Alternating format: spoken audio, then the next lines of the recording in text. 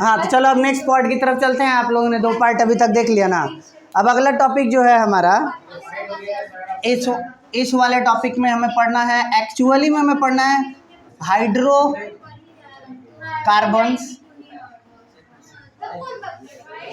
And it's nomenclature. Hydrocarbons and it's nomenclature, इस बारे में हम बात करने वाले हैं। तो सबसे पहले अपने पढ़ने वाले हैं हाइड्रोकार्बन्स। हम पढ़ाना स्टार्ट किए थे, अल्केन्स के बारे में हम बताना स्टार्ट किए थे, ठीक है, कि इसका नोमेनक्लेचर कैसे करें। अब टाइप्स ऑफ हाइड्रोकार्बन्स कितने होते हैं, देखो सिंपल वे में पढ़ाए ना, तो टाइप्स ऑफ हाइड्रोकार्बन्स 2 तरीके के होते हैं। कोई भी हाइड्रोकार्बन इस दुनिया का कोई भी हाइड्रोकार्बन उठाओ, ये 2 तरीके का होता है। एक आपका होता है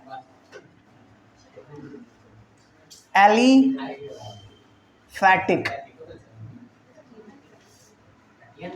हाइड्रोकार्बन्स और एक होता है आपका अरोमैटिक हाइड्रोकार्बन्स।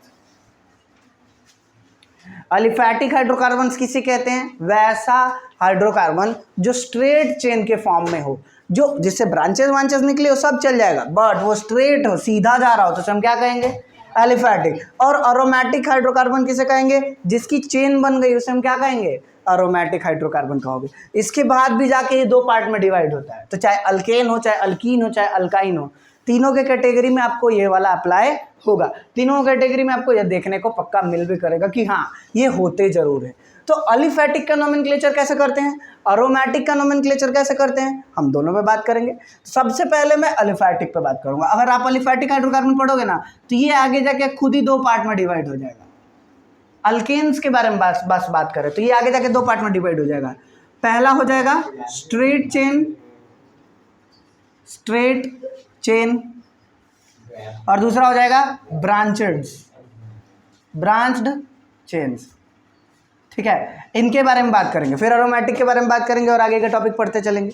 तो यहाँ तक में तो दिक्कत ना हुआ होगा, ये तो बस टाइप्स और क्लासिफिकेशंस है, ठीक है। वो दीजिए मिटाएं और आगे वाला टॉपिक पे हम लोग चले। नाम लिखना है, इंपॉर्टेंट ये थोड़ी ना, इंपॉर्टेंट ये है कि इसका नाम कैसे करेंगे। चल तो सबसे पहले हम लोग चेन वाले के बारे में बात कर लेते हैं। फर्स्ट वन स्ट्रेट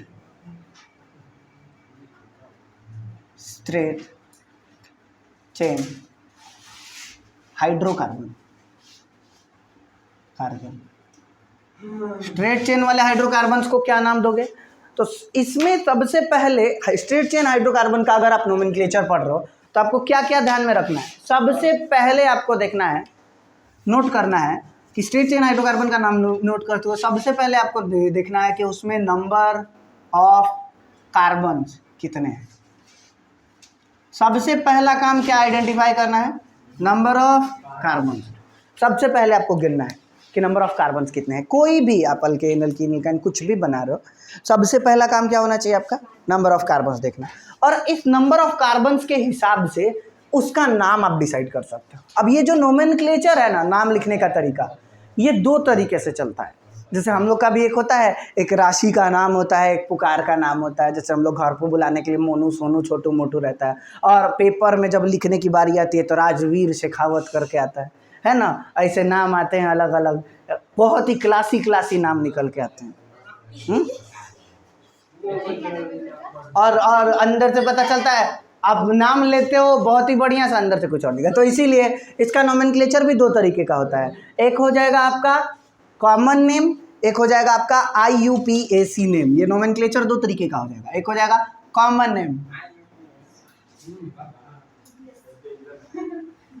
नेम और एक हो जाएगा आपका IUPAC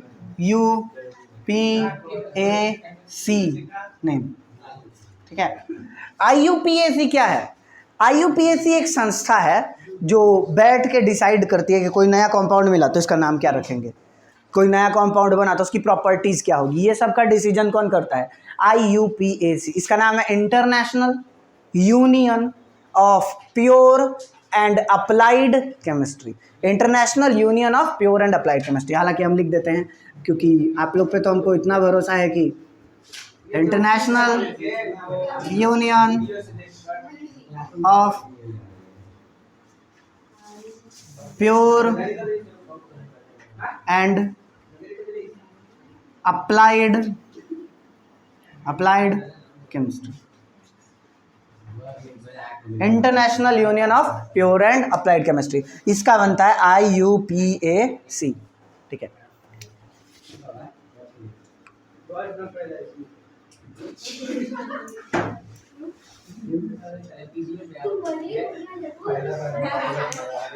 चलो ठीक है, IUPAC, ये इसका नोमेनक्लेचर का बन गया। आप इसके दम पे नाम लिखेंगे। तो कॉमन नेम लिखने का तरीका अलग होता है, IUPAC नेम लिखने का तरीका अलग होता है। हम लोग इस पे बात करेंगे। तो सबसे पहले चाहे कॉमन नेम लिखना हो चाहे IUPAC नेम लिखना हो, हम लोगों को क्या फॉलो करना पड़ेगा, नंबर ऑफ कार्बन्स ढूंढने पड़ेंगे, और नंबर ऑफ कार्बन्स जितने रहते हैं उसके हिसाब से हाइड्रोकार्बन को नाम दिया जाता है। हर नाम के दो पार्ट होते हैं, एक नाम होता है कि उसका टाइटल होता है ना, तो इसके भी क्या होते होंगे, पक्का दो पार्ट होते हैं ना। इसीलिए IUPAC नेम में दो पार्ट होते हैं, पहला हिस्सा होता है प्रीफिक्स, दूसरा हिस्सा होता है सफिक्स। प्रीफिक्स और सफिक्स किसे कहते हैं, नाम के पहले लगने वाले हिस्से को प्रीफिक्स और नाम के बाद वाले हिस्से को suffix. Prefix mostly number of carbons होता है, प्रीफिक्स हमेशा किसके द्वारा डिसाइड होता है, नंबर ऑफ कार्बन, और सफिक्स किससे डिसाइड होता है कि वो किस टाइप का हाइड्रोकार्बन है। हाँ, सफिक्स डिसाइड होता है कि ये जो ब्रांच बनाया, जो मॉलिक्यूल बनाया वो कैसा है। अल्केन है तो उसके लास्ट के 3 लेटर आते हैं, अल्कीन है तो उसके लास्ट के 3 लेटर, अल्काइन है तो उसके लास्ट के 3 लेटर आते हैं, अल्कोहल है तो उसके लास्ट के 2 लेटर आते हैं, कोई अल्कोइक एसिड है तो उसके लास्ट के 3-4 लेटर आते हैं। तो ऐसे डिसाइड, तो प्रीफिक्स जो है वो मोस्टली किससे डिसाइड होता है, नंबर ऑफ कार्बन्स, और सफिक्स किससे डिसाइड होता है, सफिक्स डिसाइड होता है नेचर ऑफ मॉलिक्यूल से, वो मॉलिक्यूल कौन से नेचर का एग्जिस्ट कर रहा है। प्रीफिक्स मोस्टली किससे डिसाइड होता है, नंबर ऑफ कार्बन, और सफिक्स किससे डिसाइड होता है, नेचर या स्ट्रक्चर ऑफ मॉलिक्यूल, कि हाँ मॉलिक्यूल कैसा है, इससे डिसाइड होता है। तो यहाँ तक कोई दिक्कत रहा, कोई भी दिक्कत रहा बोलिए। तो स्ट्रेट चेन चाहे 10 लाइन का भी हम बना दे, आप फट से नाम लिख दीजिए। अब नंबर ऑफ कार्बन्स के हिसाब से कैसे डिसाइड होता है, आपको पता है ना, अगर नंबर ऑफ कार्बन 1 रहे तो क्या कहते हैं, 2 रहे तो क्या कहते हैं, 3 4 dot dot dot dot dot ऐसे करके दिया हुआ हो, हम लिख देते हैं क्योंकि आप लोगों को तो बहुत अच्छे से पता है।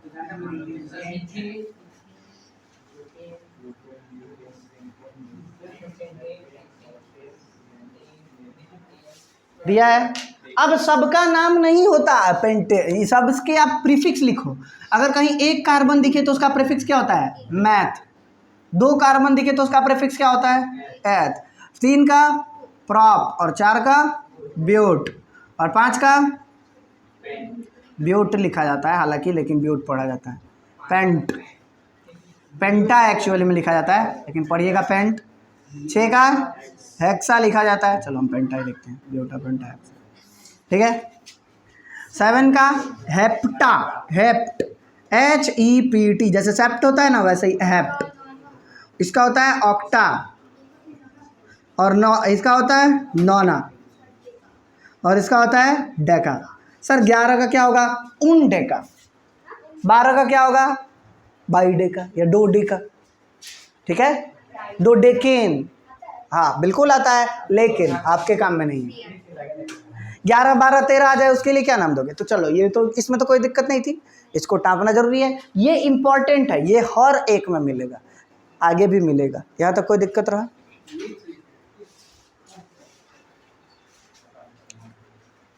पहला काम था नंबर ऑफ कार्बन्स, दूसरा काम बताते हैं, जल्दी उतारिए। इधर वाले लोग स्क्रीनशॉट लीजिए, जरूरी है ये तो उतार लिया लोग उसी दिन खाली हम लोग।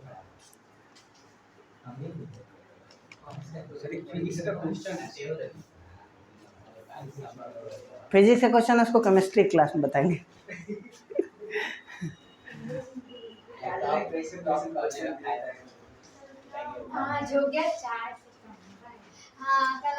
हाँ बिल्कुल, कल बात होगा एकदम, कल आप लोग पार्टी दे रहे हैं ना, 5 सितंबर है तो बात होगे करेगा।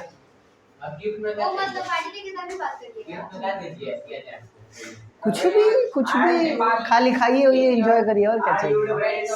यहाँ पे भरे, नहीं IUPAC भी नहीं उतरे, प्रीफिक्स अफिक्स तो हटा लिया, हो गया। चलो तो अब आगे भी तो पढ़ना है। पहला काम हो गया, नंबर ऑफ कार्बन डिसाइड हो गए। दूसरा काम है नेचर ऑफ मॉलिक्यूल। देखो नेचर ऑफ मॉलिक्यूल कहने का मतलब सिंगल बॉन्डेड है, डबल बॉन्डेड है, ट्रिपल बॉन्डेड है, क्योंकि स्ट्रेट चेन हाइड्रोकार्बन बोला है मैंने, अल्केन अल्कीन या अल्काइन को स्पेशलाइज नहीं किया है मैंने सबको उठा के बोल दिया कि स्ट्रेट चेन में रहे तो उसको कैसे लिखेंगे, इसमें कोई दिक्कत रहा। अब आप सेकंड काम करिए, ये देखिए कि इसका नेचर या स्ट्रक्चर क्या है of molecule. Structure of molecule कैसा है, नेचर या स्ट्रक्चर ऑफ मॉलिक्यूल ढूंढिए। इसमें पहला आ जाएगा कि use ane suffix, ane suffix if single bonded, use ane suffix if single bonded. अगर पूरा मॉलिक्यूल सिंगल बॉन्डेड है तो कौन सा सफिक्स लगेगा, एन। बी नंबर में आ जाएगा use in suffix, in suffix if double bonded. अगर दो बॉन्ड वाला है तो कौन सा सफिक्स लगेगा उसमें, इन सफिक्स लगेगा। तीसरा हो जाएगा यूज आइन सफिक्स, आइन सफिक्स एफ ट्रिपल बॉन्डेड। कोई दिक्कत रहा, सेकंड नेचर में कोई दिक्कत ना रहा, हाँ यहाँ तक में तो किसी कोई दिक्कत नहीं हुई होगी, ये काफ़ी इजी था। अब इसके बाद वाला काम जो है वो थोड़ा सा टफ होता है, तो ये स्ट्रेट चेन के लिए हम ये दो फॉलो करेंगे। अब यहाँ से हम थोड़ा सा चेंज करेंगे कि इस दुनिया में सारी चेन स्ट्रेट नहीं होती, कुछ में से ब्रांचेस भी निकले हुए होते हैं। तो स्ट्रेट चेन के लिए ये दो नोमेनक्लेचर आप क्या कर सकते हो, यूज कर सकते हो। जैसे जैसे हम आगे की तरफ बढ़ते जाएंगे ना, टॉपिक हल्के हल्के एडवांस होते जाएंगे। हम बोल रखे थे कि आज का लेक्चर एडवांस चलेगा, हाँ बोल रखे थे कि आज का लेक्चर एडवांस चलेगा, नहीं एडवांस चलेगा मतलब लेवल अप। उठाओ जल्दी इसको, हटा लिए,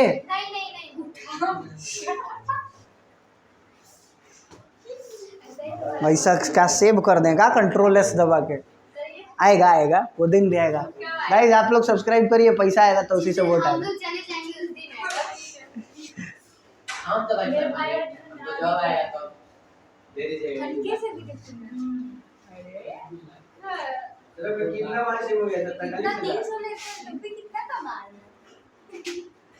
कोचिंग का गेम का स्कूल का गेम का बता कितना कमाएगा, 1,25,000 बता दिया। चलो हाँ, इनका यूज करेंगे हम लोग। जैसे फॉर एग्जांपल एक मॉलिक्यूल बनाते हैं, अब डिसाइड करो कि इसका नोमेनक्लेचर क्या लिखेंगे।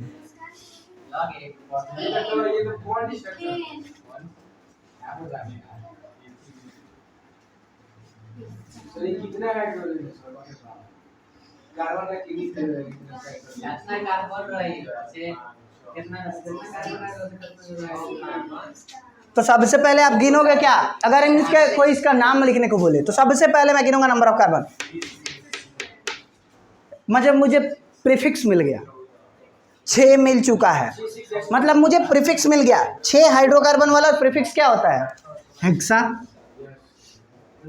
अब नेचर देखो, कहाँ कार्बन कार्बन के बीच में कहीं डबल बॉन्ड दिख रहा है, नहीं। ट्रिपल बॉन्ड दिख रहा है, नहीं। सिंगल बॉन्ड दिख रहा है, तो कौन सा सफिक्स इस्तेमाल करेंगे, एन का। तो हेक्सा में ए है पहले से ही है, तो लास्ट में इन लगा देंगे, तो इसका नाम क्या हो जाएगा, हेक्सेन।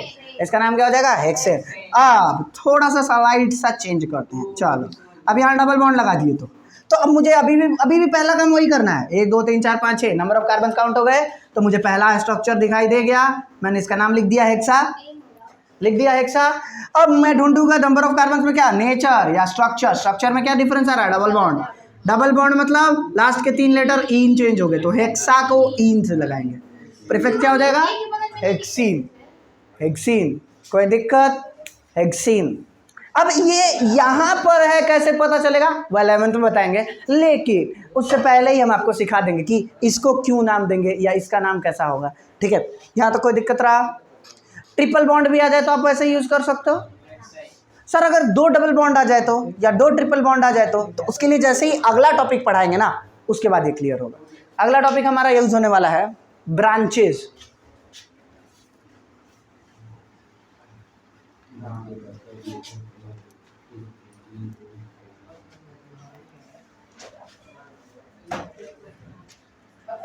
अब आगे वाले टॉपिक में जाने से पहले हम 2 बड़े बड़े टॉपिक पे बात करेंगे। सबसे पहला टॉपिक है आपका अल्काइल ग्रुप्स। ये क्या है? Alkane -1 hydrogen. मैं इसको साधारण में लिखना चाहूँ ना तो मैं इसको क्या लिखूंगा? Alkyl group. What is alkyl group? सीधा लिखो अल्केन -1 हाइड्रोजन। हाइड्रोजन दिखाई दे रहा है, उसमें से एक गो अल्केन को क्या कर दो? घटा दो, बस क्या हो जाएगा आपका? Alkyl group. अल्केन का फॉर्मूला क्या होता था? CnH2n+2 और उसमें से -1 हाइड्रोजन। यानी कहने का मतलब इसका जो फॉर्मूला है वो क्या हो जाएगा? CnH2n+1।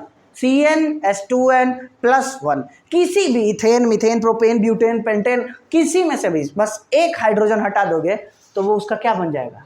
Alkyl group. वो उसका क्या बन जाएगा? Alkyl group. जैसे फॉर एग्जांपल ये एग्जांपल रहा आपके सामने, सबसे पहला यूज करते हैं CH4। नाम क्या है इसका?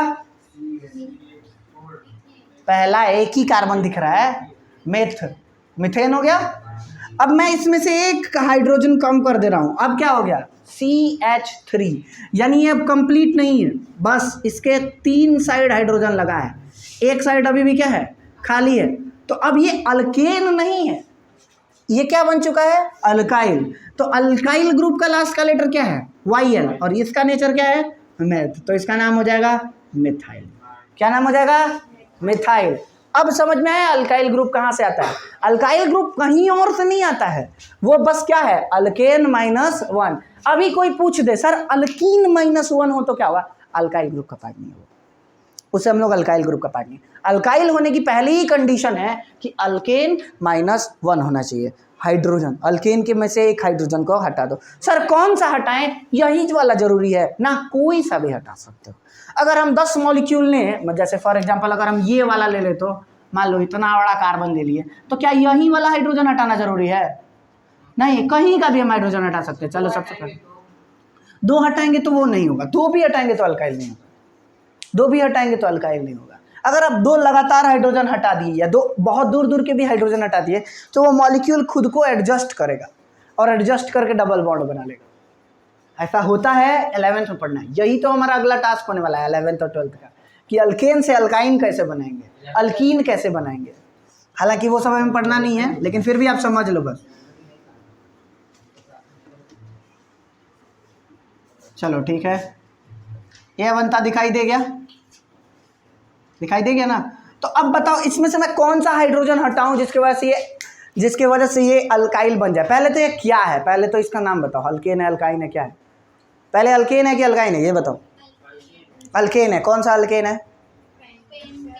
पेंटेन है। बहुत बढ़िया, पेंटेन दिखाई दे रहा है। अब पेंटेन में से मैं कौन सा हाइड्रोजन हटाऊं कि पेंटेन का अल्काइल बन जाए?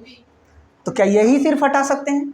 नहीं, कोई भी आप हटा सकते हैं, लेकिन इस हटाए जाने की जगह पर कोई दूसरी चीज़ आके बैठेगी। मैंने समझाया था कि जो हाइड्रोकार्बन के अलावा 5 और ग्रुप जो हमें पढ़ने हैं 9th में, वो इसी से स्टार्ट होते हैं। यानी सबसे important group alkane, alkyne, alkyne तो मेन है, वो पिताजी लोग हैं, उन पे सब बनते हैं। बट उन पिताजी के पुत्र कौन है? ये। और यही पुत्र जो है इनका साम्राज्य फैलता है, यही जो है वो साम्राज्य फैलाता है, सबको अपने में जोड़ जोड़ के दिखाता है। कभी X को जोड़ लेगा हेलोजन ग्रुप्स को, कभी OH को जोड़ लेगा, नया कंपाउंड बना लिया, कभी COOH को जोड़ लेगा, नया कंपाउंड बना लिया। इसी को कहते हैं। तो अल्काइल का एक बॉन्ड खाली होता है, तो इसमें कोई दिक्कत रहा बोलो? तो इसका अल्काइल क्या होगा? ये अब क्या बन चुका है? अरे गजब, नहीं समझ में आ रहा है तो बोलो। ये अब क्या बन चुका है? देखो अभी तक ये क्या है? पेंटेन। पेंटेन में से बस एक हाइड्रोजन हटा दिया, अब ये क्या हो गया? पेंटाइल। तो इसमें क्या सोचना था? कुछ ज्यादा सोचना है? बोलो सर कौन सा वाला हाइड्रोजन हटाएं? यहाँ वाला भी हटा देंगे तो चल जाएगा, कोई दिक्कत नहीं है, कहीं का भी आप हटाओ। 5 तो हटा नहीं सकते। तो ये दिखा, इसे हम अल्काइल ग्रुप कहते हैं। अल्काइल ग्रुप समझ में आया? बोलो। अब नेक्स्ट टॉपिक आएगा हमारा आइसोमर्स। नेक्स्ट टॉपिक है हमारा आइसोमर्स। ये वाला इनसे ज्यादा थोड़ा सा, मतलब थोड़ा सा टफ होगा। ये आपको दिख रहा है, इसी से हम एग्जांपल लेंगे। What is isomer? एक आदमी के कई सारे रूप होते हैं। अंकित सर का स्कूल में आप अलग रूप देखते थे, शर्ट पहन के आने वाला। स्कूल में आज तक टी शर्ट में नहीं गए?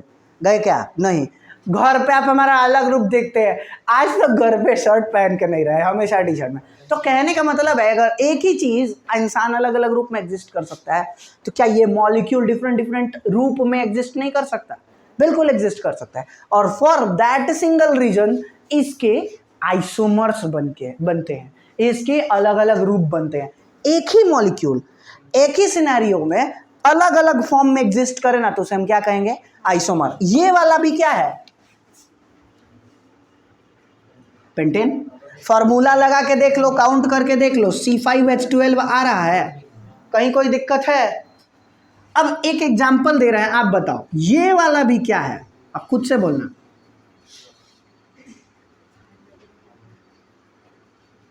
खुद से बताइएगा कि ये वाला क्या है। इसका 3 बन चुका है, 4 बन चुका है। हाँ चलो, थोड़ा सा टफ होगा, हल्का सा उठेगा बस लेवल। ये वाला भी क्या है? नंबर ऑफ कार्बन काउंट करो, 1 2 3 4 5 मिल गया हमें। C का 5 हाइड्रोजन गिन लो, 1 2 3 4 5 6 7 8 9 10 11 मिला ही नहीं जैसे। क्या ये पेंटेन नहीं है? क्या ये पेंटेन नहीं है? काउंट करके एक बार देख लो। नेक्स्ट चीज डालेंगे हम जिसमें ये आएगा, ये भी इसी का पार्ट है, रूप है। इसका एक रूप ये है। अब इसका एक और रूप, मतलब पेंटेन का एक और रूप बना के दिखाते हैं, आप खुद समझो। 1 2 3 1 2 3। अब आपको इस सब ये चारों कॉर्नर वाले कार्बन के एक एक बॉन्ड बनते दिखाई दे रहे हैं। कितने कितने बॉन्ड बाकी है? अरे इस कार्बन कितने बॉन्ड बाकी है? यहाँ वाले के भी। अब काउंट करो तो, number of carbon, number of carbon, hydrogen का नंबर। क्या ये पेंटेन नहीं है? क्या ये पेंटेन नहीं है? ये भी पेंटेन है, ये भी पेंटेन है, ये भी पेंटेन है, सारे ही पेंटेन है। तो फिर हम लोग पढ़ क्या रहे हैं? क्या कर रहे हैं? इसी के लिए हम बोले थे कि ये दोनों पढ़ लो, आगे इनका यूज करने वाले हैं। ये ब्रांच निकल रही, गिनो गिनो, 1 2 3 4 5 6 7 8 9 10 11 12।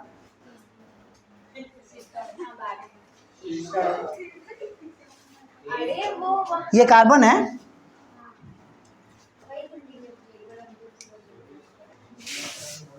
दिखा? कोई दिक्कत, कोई इशू?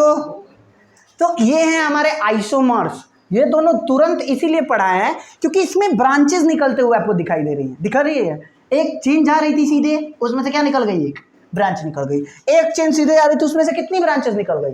2। सर कितनी ब्रांचेस निकल सकती हैं? 10 12 50, जितना मन करे उतना, जितना मन करे उतना।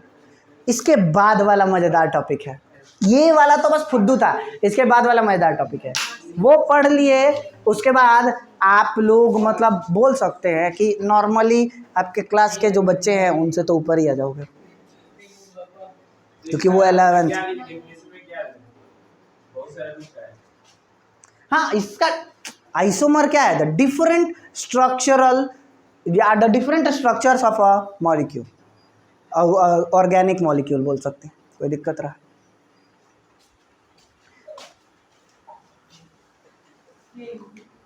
लाइक करें, सब्सक्राइब करें। हाँ, आप लोग भी लाइक वाइक करते रहिए गाइस। थोड़ा सा इधर खाली वीडियो देख रहे हैं आप लोग, लाइक वाइक नहीं कर रहे हो, करते रहो।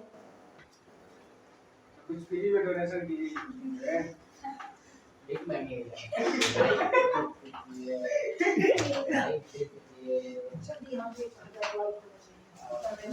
नाम से इतना मैंने तो पुराने एक चलो अब अगला होने वाला है हमारा ब्रांच्ड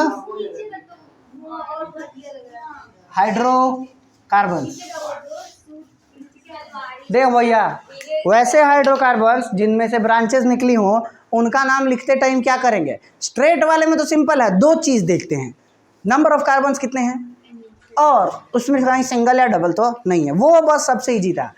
ये वाले भाई साहब एक दो मेथड लेके नहीं आते, पूरी बकायदा लिस्ट लेके आते हैं कि 5 गो मेथड चाहिए, एक गो 2 गो नहीं, 5 गो स्टेप्स है हमारी। सबसे पहला स्टेप है कि जब ब्रांच बनेगी तो आपको सबसे लंबी कार्बन चेन ढूंढनी है। ये नहीं कुछ का ब्रांच बना लिया। सबसे पहला locate the longest carbon chain. यहीं से आधे से ज़्यादा बच्चे 11th लेवल वाला दिमाग लेते हैं और यहीं से आधे से ज़्यादा बच्चों का 10th लेवल दिमाग रह जाता है। देखो ये है आपका, आपके सामने अब हम बार बार वैसा स्ट्रक्चर नहीं बनाएंगे, एक्सपेंडेड मॉलिक्यूल बना दे रहे हैं ताकि आप समझ लीजिए। CH3 CH2 CH2 CH CH2 था ना, मतलब लगाएंगे CH2, हाँ CH2 CH3 यहाँ से निकाल के लगा दिए हैं, CH2 CH2 CH। चलो यही इसको चेक कर लेते हैं। अब बताओ इसमें से पेरेंट कौन, मतलब इसमें से मेन चेन कौन सी है और साइड चेन कौन सी है?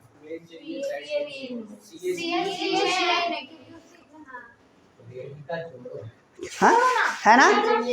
सबसे पहला काम आपका होना चाहिए मेन चेन ढूंढना और साइड चेन ढूंढना। अब जब आप जिस मेन चेन को ढूंढोगे, जो चेन मेन होगी उसे हम कहेंगे पेरेंट चेन, और जो उससे निकला हुआ रहेगा उसे हम क्या कहेंगे? जो ब्रांच निकली रहेगी उसे हम क्या कहेंगे? Side chain. पेरेंट चेन लंबी वाली होगी और ये उससे क्या निकला रहेगा? ब्रांच। तो पेरेंट चेन मोस्टली कौन होता है? लॉन्गेस्ट। और ब्रांच उसमें से निकला रहता है तो उसे हम क्या कहते हैं? Side chain. कोई दिक्कत रहा? अब यहाँ पे आप लोग बताइए कि इसमें लॉन्गेस्ट कार्बन चेन कौन सी है? ऊपर वाला। अच्छा ठीक है, बस पक्का डेफिनेटली मोस्ट डेफिनेटली बता दो कौन सा कार्बन की चेन लॉन्गेस्ट है। चलो वो नहीं, ये छोड़ो। जैसे फॉर एग्जांपल कार्बन की लॉन्गेस्ट चेन कितने कार्बन एटम की है? 1 2 3 4 5 कार्बन की है या फिर 8 कार्बन की है? 8 कार्बन की है। तो 8 कार्बन की चेन है तो ब्रांच कौन सा है? क्योंकि इसमें ब्रांच भी है, इतना तो क्लियर दिखाई दे रहा है। आपका काम है to identify the longest chain. अब वो लॉन्गेस्ट चेन हर बार आपको सीधे ऐसे नहीं दे देगा। जैसे अगर मान लो ये रहता नॉर्मली, बस ऐसे रहता, नॉर्मली बस ऐसे रहता, तो हम आंखें बंद करके बोलते this is the parent chain and this is the side chain, कोई दिक्कत नहीं। बट इसके आने वाले छोटे से बदलाव के चक्कर में पूरा का पूरा कंपाउंड चेंज हो गया है। अब बताओ, अब साइड चेन कौन है, पेरेंट चेन कौन है? गलत हो जाइएगा आप अगर आप सीधे खोजिएगा तो। हर बार साइड चेन सीधी नहीं मिलेगी, कई बार साइड चेन आपको ऐसे मिलेगी, कई बार साइड चेन आपको ऐसे मिलेगी। तो देखो नंबर ऑफ कार्बन 1 2 3 4 5 6 7, वो ब्रांच बन गया, एक की ब्रांच बन गई और ज्यादा वाले साइड हो गए। ये याद रखिएगा, ज्यादा वालों को हम मेन ब्रांच मानते हैं, पेरेंट मानते हैं। आप कहीं से ढूंढो, बस सबसे ज्यादा नंबर ऑफ कार्बन्स होने चाहिए अटैच्ड उससे। अगर बीच में का एक CH2 हटा दोगे तब भी देख लो, जैसे अगर फॉर एग्जांपल यहाँ से कर दें तो भी यही रहेगा, तो भी यही हमारा मेन होगा। क्योंकि इधर आप गिनोगे तो कितना होगा? 5 और 2 नीचे ब्रांच बनेंगे। इधर से गिनोगे तो क्या होगा? 4 2 6 और 1 का ब्रांच बनेगा। तो ये देखना है कि पेरेंट ज्यादा से ज्यादा कार्बन से अटैच हो। पेरेंट कितनी लंबी हो, जितना ज्यादा लंबा उसमें हम क्या बोल सकते हैं? पेरेंट। और छोटे वाले को क्या बोलेंगे? साइड। तो ये याद रखिए। जैसे फॉर एग्जांपल इसी केस में देख लो, अगर यहाँ रहता नॉर्मली तो आप पेरेंट किसको बोलते? 5 वाले को। किसको बोलते पेरेंट? 1 2 3 4 5 वाले को। कोई दिक्कत है क्या? लेकिन अगर ये होता तो आप पेरेंट किसको बोलते? जैसे फॉर एग्जांपल ये होता तो आप पेरेंट किसको बोलते?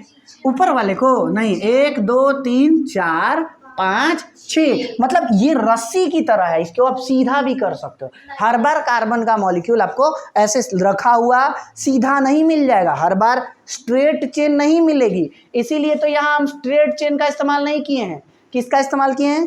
Parent chain. और उसके बगल में एक छोटा सा कोटेशन लगाए हैं, क्या? लॉन्गेस्ट वाला। यानी कहने का मतलब, मान लो ये एक रस्सी है, ये एक बनी बनाई चेन है, दिखाई दे रही है, तो हर बार ये आपको सीधी ही मिलेगी।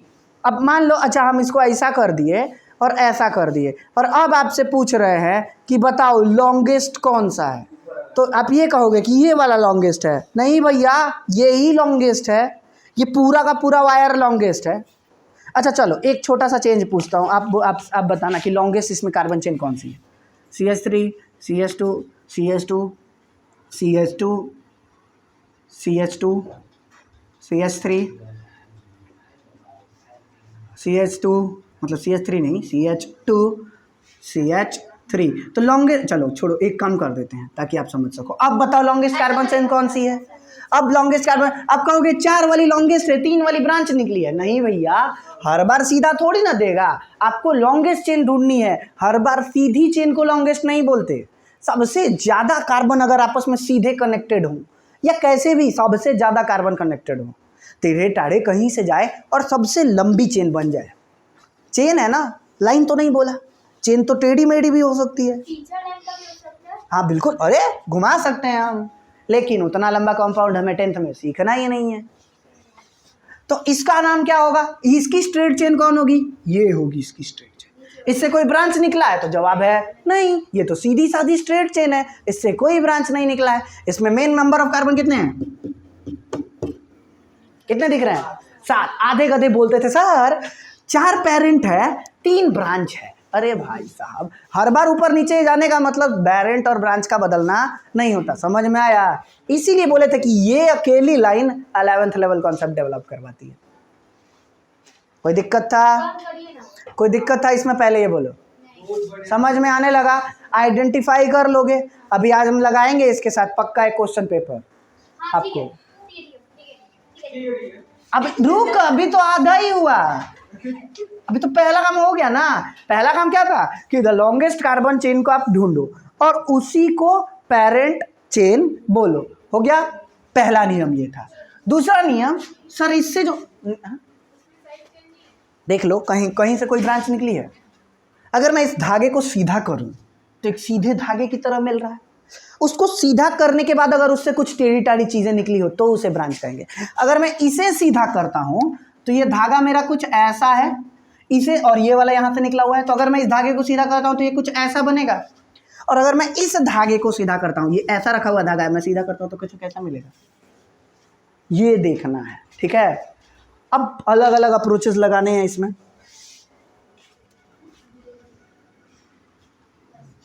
बस यही इरेज करना था, तो ये समझ में आया।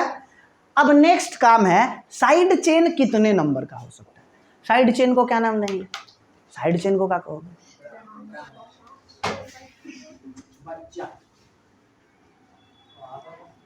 Side chain are considered as alkyls. किसके तरह नाम दिया जाता है उसको? अल्काइल। साइड चेन का नाम क्या कर देते हैं ये लोग बड़े प्यार से? अल्काइल बता देते हैं। कोई दिक्कत रहा? कोई दिक्कत रहा? अल्काइल बता देते हैं। साइड चेन को क्या कहते हैं? वो अल्काइल बताते हैं। अब दूसरा काम होता है, तीसरा काम होता है कि put the numbering to identify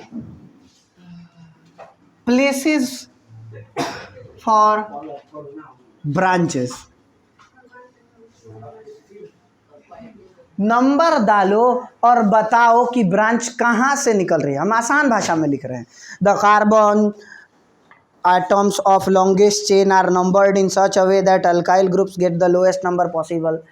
ये लाइन आ रही है, कहने का मतलब हम इसकी नंबरिंग करेंगे ताकि मुझे पता चल सके कि ब्रांच कहाँ से या कितने नंबर से निकल रही है। अब मान लो पेंटेन तो ये भी था, पेंटेन तो 1 वाला भी था, 2 वाला भी था, 3 वाला भी था, या अगर मैं हेप्टेन बना लूँ, चलो फॉर एग्जांपल ये देखो, ये कुछ कार्बन एटम्स ऐसे सजाए हुए हैं। मान लो अगर कार्बन एटम यहाँ से निकला हो तो ये तो भी वो क्या है, 1 2 3 4 5 6 7 है ना। तो पेरेंट ये है और पेरेंट ये है और ब्रांच ये है, या कोई ज़रूरत नहीं, पेरेंट ये भी हो सकता है, ब्रांच ये भी हो सकता है, एक ही है ना, इधर रखो उधर रखो क्या फ़र्क पड़ता है।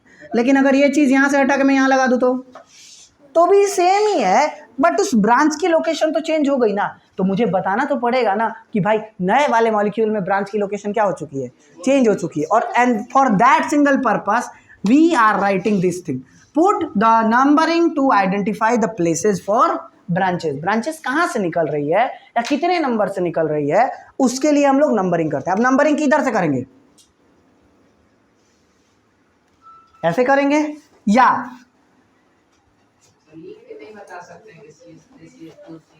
हाँ वो है, वो सीरीज का पार्ट है। हम नाम लिख के छोटा से छोटा करना चाह रहे हैं, हम राइटिंग के मेथड को और छोटा कर रहे हैं ताकि हमें एक लाइन बोले वो आदमी पूरा सब कुछ समझ जाए, एक वर्ड है बोले सब समझ जाए। इसीलिए तो बताओ कौन सा नंबरिंग इस कार्बन के ब्रांच को सही दिया गया है, 3 या 4। तो एक लाइन कही जाती है जिसके अंदर कहा आता है कि put the numbering to identify the place for branches by giving them lowest rank possible. सबसे कम रैंक देने की कोशिश करिए। अगर वो लेफ्ट से नजदीक पड़ रहा है, तो उसकी नंबरिंग किधर से करेंगे, लेफ्ट से। अगर वो राइट से नजदीक पड़ रहा है तो उसकी नंबरिंग किधर से करेंगे, राइट से। सर पता नहीं चल रहा है, ऐसे वाले में कहाँ से करेंगे, अरे भाई तो ऐसे वाले में 1 2 3 4 नंबर से ब्रांच निकली है, इधर से काउंट करो 1 2 3 नंबर से ब्रांच निकली है, कौन सा वाला सही है, 3 नंबर वाला, तो नंबरिंग हम इधर से करेंगे। तो इसे हम कहते हैं, ये कोई दिक्कत था सर, इस नंबर को क्या कहते हैं, इस स्पेशल नंबर को कुछ ना कुछ तो नाम दिया जाता होगा ना। इस नंबर को नाम दिया जाता है लोकेंट। क्या नाम देते हैं, लोकेंट। क्या नाम देते हैं आप इसे, कि लोकेंट। ये लोकेशन को बताता है, इसीलिए इसका नाम क्या है, लोकेंट।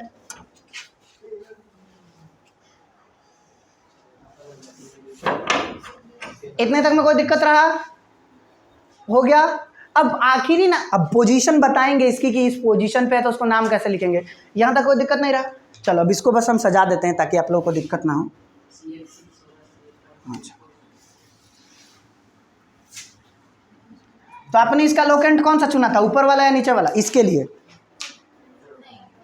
ऊपर वाला लोकेंट चुना था, CH3 CH2 CH CH2 CH2 और CH3। हमें एक्सपीरियंस हो गया है इसीलिए हम लिख दे रहे हैं। आप लोग गिन गिन के लिखिएगा कि नंबर ऑफ कार्बन्स कितने हैं। हमें पता है ना कि मतलब जैसे यहाँ से मुझे पता है कि हाँ 3 से अटैच दिख रहा है, 1 से अटैच नहीं है, तो इसीलिए मैं वैसे लिख दे रहा हूँ। आप लोग भी अपने मर्जी से मत पूछने लगिएगा CH3 CH2, ना, वो बस थोड़ा सा आइडिया लग गया है उस वजह से। अब मैं इसका नाम लिखना स्टार्ट करता हूँ। यहाँ तक तो कोई दिक्कत नहीं थी, यहाँ के बाद अगला काम। आपके कहने का मतलब क्या है, मतलब वहाँ 3 लिखा है, मतलब ये हाइड्रोजन 3 से, मतलब ये वाला कार्बन 3 साइड से हाइड्रोजन से जुड़ा है, ये 2 साइड से जुड़ा है, ये 2 साइड से जुड़ा है, ये 3 साइड से तो कार्बन से ही जुड़ा है, 1 साइड से उससे जुड़ा है। अब इसका नाम लिखें तो नाम में पेरेंट चेन कौन सी है, ये वाली या ये वाली? ये वाली तो हो भी नहीं सकती कभी, ये वाली भी कभी नहीं हो सकती। कौन सी वाली है, सीधे वाली। तो नंबर ऑफ कार्बन, सबसे पहला काम है लोकेट द लॉन्गेस्ट चेन। हो गया 1 2 3 4 5 6, मतलब मुझे पहला वर्ड मिल चुका है हेक्स। सारे सिंगल बॉन्ड, मतलब मुझे दूसरा वर्ड मिल चुका है इन, मिल चुका है। फिर मैं देखूंगा ब्रांच कितने नंबर से निकली है, 3 नंबर से। कितने नंबर से निकली है, 3 नंबर से ब्रांच निकली हुई है, 4 नंबर से नहीं निकली हुई है। क्यों इधर से गिनोगे, अभी तो बताया ना कि लोएस्ट रूल पॉसिबल देना है। और अब अगला काम कि इस ब्रांच का नाम आइडेंटिफाई करो। ब्रांच को किसकी तरह कंसीडर करना है, अल्काइल। ब्रांच में कितने कार्बन है, एक कार्बन है। 3 कहाँ कार्बन दिख रहा है किसको, 1 कार्बन है। और 1 कार्बन के अल्काइल को क्या नाम देते हैं, मिठाई लाल। अरे मिथाइल, क्या नाम देंगे इसको, मिथाइल। सर कौन सी पोजीशन पे लगा है, 2 पे लगा है, 3 पे लगा है, 4 पे लगा है, 5 पे, कहाँ लगा है पता तो नहीं है, तो उसको बताने के लिए हम लोग उसके बगल का नंबर लिखते हैं 3 मिथाइल हेक्सेन। बड़े प्यार से हम इसको हेप्टेन बोल देते, गलत भी नहीं होता, बड़े प्यार से हम इसको हेप्टेन बोल देंगे, गलत नहीं होगा। बट ब्रांचिंग का नियम सही लिखने के लिए मुझे क्या लिखना पड़ेगा 3 मिथाइल हेक्सेन। क्या नाम हो जाएगा इसका 3 मिथाइल हेक्सेन। ये नंबर मैंने क्यों दिया, उसकी पोजीशन को आइडेंटिफाई करके बताने के लिए। हाँ वो कहाँ से निकला सर, अगर 2-2 निकला हो तो एक यहाँ से एक यहाँ से निकला हो तो तब क्या करेंगे। जैसे यही चीज़ अगर 2-2 निकला हो, यहाँ से भी निकला हो यहाँ से भी निकला हो, तो अब क्या करेंगे। थोड़ा सा एडवांस चले ना, सारे लोगों से थोड़ा सा तो अब 2-2 ब्रांच निकला है, अब तो लॉन्गेस्ट ये भी नहीं है, लॉन्गेस्ट ये भी नहीं है, लॉन्गेस्ट ये भी नहीं है, लॉन्गेस्ट अभी भी पहले ही वाले हैं, कोई चेंज हुआ नहीं। देखो अब देखो, ये दोनों के दोनों क्या है, मिथाइल ग्रुप, दोनों के दोनों क्या है, मिथाइल ग्रुप। अगर एक एलिमेंट, एक मॉलिक्यूल में 2 से अधिक ब्रांच, 2 या अधिक ब्रांचेस निकली हुई हों, तो सबसे पहले दोनों का अल्काइल मेजर करो। ये भी मिथाइल है, ये भी मिथाइल है, मतलब दोनों सेम है, दोनों सेम है, तो इसके नाम में क्या लग जाएगा, डाई मिथाइल। डाई मतलब 2 मिथाइल है, और इसकी पोजीशन क्या है, इसकी पोजीशन क्या है। अब इधर से कोई कहेगा कि सर हेलने से गिनेंगे तो ये 3 होगा, तो ये वाला भी तो 4 होगा ना भाई, तो बताना तो पड़ेगा ना, चाहे कि इधर से भी काउंट करो वो 3-4 पे आ रहा है, तो मुझे लिखना पड़ेगा 3-4 डाई मिथाइल हेक्सेन। 3 को हो गया, तो अगर यहाँ पे लगा दिए तो 2-3-4 ट्राई मिथाइल हेक्सेन। कोई दिक्कत।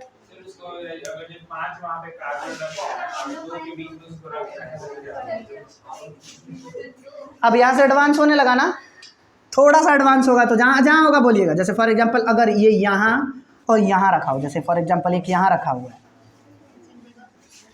और एक प्लेस छोड़ के ये वाला यहाँ पे रखा हुआ है, तो नाम क्या होगा, तो भी कोई दिक्कत नहीं है, 2-4 बोल लेंगे, 2-4 डाई मिथाइल। हाँ तो चलो ठीक है, 2-4 डाई मिथाइल। अब कोई दिक्कत, 2-4, हाँ इधर से 3 और 5 जाएगा। अब बताओ कौन सा नंबर देना सही रहेगा, 2-4 या 3-5, कौन सा नंबर देना सही रहेगा लोकेशन वाइज। 2-4 समझ में आया सर। लेकिन अगर डिफरेंट आ जाए तो, मतलब अलग अलग आ जाए तो, जैसे मिथाइल था तो ठीक है डाई मिथाइल, दोनों इथाइल है तो ठीक है डाई इथाइल, दोनों पेंटाइल है तो ठीक है डाई पेंटाइल, बट एक मिथाइल एक इथाइल आए तो क्या नाम देंगे, एक मिथाइल एक इथाइल आए तो क्या नाम देंगे। आओ नेक्स्ट वाले कंपोनेंट की तरफ। इफ, अरे तो आप लोग प्रैक्टिस करिएगा ना, हम क्वेश्चन देंगे अभी। चलो अब ध्यान से देखो, थोड़ा देख लो, ये वाला ज़्यादा इंपॉर्टेंट है इसीलिए हम इसको इलांगेट कर रहे हैं। CH2CH3। अब अभी भी लॉन्गेस्ट चेन वही है, अभी भी लॉन्गेस्ट चेन वही है, कोई दिक्कत नहीं। कैसे? वैसे तो 6, वैसे भी 6 यार, ऐसे हाँ तो कोई फर्क नहीं पड़ता, ऐसे भी काउंट करो 1 2 3 4 5 6, ऐसे भी काउंट करो 1 2 3 4 5 तो हम लोग 6। ले सकते हैं 6 कैसे भी ले सकते हो, उसमें सारे के सारे साइड 6 है, ये वाला भी 6 है, ये वाला भी 6 है, जैसे 1 2 3 4 5 6 भी, ये वाला भी 6 है, 1 2 3 4 5 6 ये वाला भी 6 है, 1 2 3 4 5 6 ये वाला भी 6 है, तो उससे कोई फर्क नहीं पड़ रहा, हम पेरेंट को मेन मान रहे हैं। अब इसका नंबरिंग कैसे करें, अब इसकी नंबरिंग देखो ध्यान से, किधर से लोकेशन देना सही रहेगा। इधर से नंबरिंग करोगे तो मिलेगा 1 2 पे ब्रांच, 3 4 पे ब्रांच, 5 6 पे ब्रांच, 6 पे कुछ नहीं। इधर से नंबरिंग करेंगे तो मिलेगा 1 2 3 4 5 पे। तो कौन सा सही है, 2 4 या 3 5, तो ये वाला हटा देंगे। ये आपको लिखना नहीं है बार बार, आप एक्सपीरियंस के साथ सीख जाओगे, कोई दिक्कत रहा। अब नाम लिखो, सबसे पहले पिताजी डिसाइड करो, पेरेंट कितने नंबर वाला है, 6 हेक्स। सिंगल बॉन्ड वाला पेरेंट है बिल्कुल N। सर डबल बॉन्ड वाला रहा तो किस जगह डबल बॉन्ड लगा है वो लिखो। जैसे फॉर एग्जांपल यहाँ डबल बॉन्ड लगा हुआ है, मान के चलो कि यहाँ पे डबल बॉन्ड लगा हुआ है, तो कितने पे नंबर बॉन्ड लगा हुआ है, 4 5 पे भी लगा हुआ है सर, लेकिन नंबरिंग किसका देते हैं, लोएस्ट का, इसीलिए मुझे यहाँ पे लिखना, जैसे फॉर एग्जांपल डबल बॉन्ड लगा रहता तो मैं क्या लिखता, हेक्स 4 इन, यानी 4 नंबर पे डबल बॉन्ड है। ऐसा समझने के लिए है, बट अभी नहीं। लो स्ट्रेंथ नहीं लिखा जाता किसमें किसमें लो स्ट्रेंथ? इधर से तो 3 नंबर पे आ जाएगा ना, डबल बॉन्ड। तो वो चीज आगे पढ़ने को मिलेगी कि किसको प्रेफरेंस दें, ब्रांच को प्रेफरेंस दें कि डबल बॉन्ड को प्रेफरेंस दें, ब्रांच में भी कौन सी वाली ब्रांच को ज़्यादा प्रेफरेंस दें, कौन सी वाली ब्रांच को कम प्रेफरेंस दें। ऑर्गेनिक केमिस्ट्री है बच्चा, इतना आसान होता तो फिर सारे ही लोग मजे कर रहे होते। आप भी साइंटिस्ट बन रहे हैं। हाँ, इतना आसान होता तो हम खुद ही ढंग का बहुत ही बड़ा बना रहे होते एकदम। मैंने झंडा वंडा गाड़ चुके होता है, 3-4 को बुक होता अंकित सर के नाम से, ऑर्गेनिक केमिस्ट्री बाय अंकित सर। हेक्सेन समझ में आया? हेक्सेन कितने नंबर से निकला है? 2 से निकला है, 4 से निकला है। एक ब्रांच 2 से निकली है, 2 से जो ब्रांच निकली है उसका नाम है मिथाइल, और 4 से जो निकली है उसका नाम है, 4 से जो निकली है उसका नाम है एथाइल। तो पहले किसको लिखेंगे? जिसका साइज बड़ा है उसको। बिल्कुल, इतना गलत कैसे हो सकते हो? अल्फ़ाबेटिकल लिखा जाता है। अल्फ़ाबेटिकली कौन पहले आ रहा है? एम पहले आ रहा है या ई पहले आ रहा है? अब ऊपर से जाने लगा ना, अब ऊपर से जा रहा है। ये लास्ट टॉपिक है। मिथाइल एथाइल कौन अल्फ़ाबेटिकली पहले? पहले एम आता है, पहले ई आता है। ये रूल है, ये रूल है। मैं पूरा रूल लिखूंगा।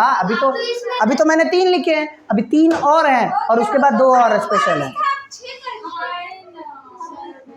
4 एथाइल 2 मिथाइल हेक्सेन।